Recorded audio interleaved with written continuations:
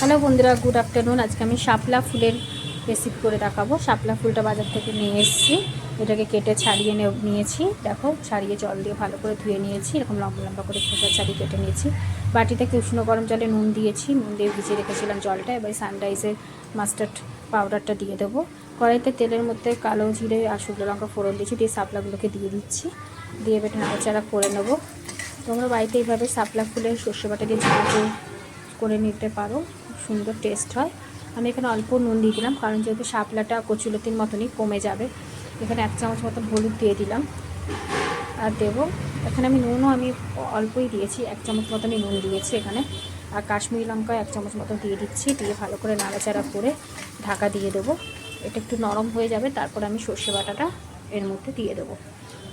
তোমরা এইভাবে শাপলা ফুলে সর্ষে বাটা দিয়ে ঝাল করো, চটপট করেও ফেলো বাড়িতে। এইটা দিয়ে দেখবে অর্ধেক থেকে বেশি ভাত খাওয়া হয়ে যাবে। খুব সুন্দর টেস্টি হয় খেতে। আমার রেসিপিটা কেমন লাগলো অবশ্যই লাইক, সাবস্ক্রাইব, কমেন্ট করে জানিও। দেখো, শাপলা ফুলটা অনেকটা কমে গেছে। এবার আমি সর্ষে বাটাটা দিয়ে দিলাম, দিয়ে একটু নাড়াচাড়া করে নেব। দিলেই আমার রেডি শাপলা ফুলের ঝাল। চিংড়ি মাছ থাকলে আরেকটু ভালো হতো। চিংড়ি মাছ থাকলে একটু চিংড়ি মাছ ভাজা করেও এর মধ্যে ছড়িয়ে দিলেও একটা আলাদা টেস্ট হয়। আজকে চিংড়ি মাছ ছিল না, তাই আমি শুধুই সর্ষে বাটা দিয়ে করে দেখালাম। অন্যদিন আমি চিংড়ি মাছ দিয়ে করে তোমাদেরকে দেখাবো।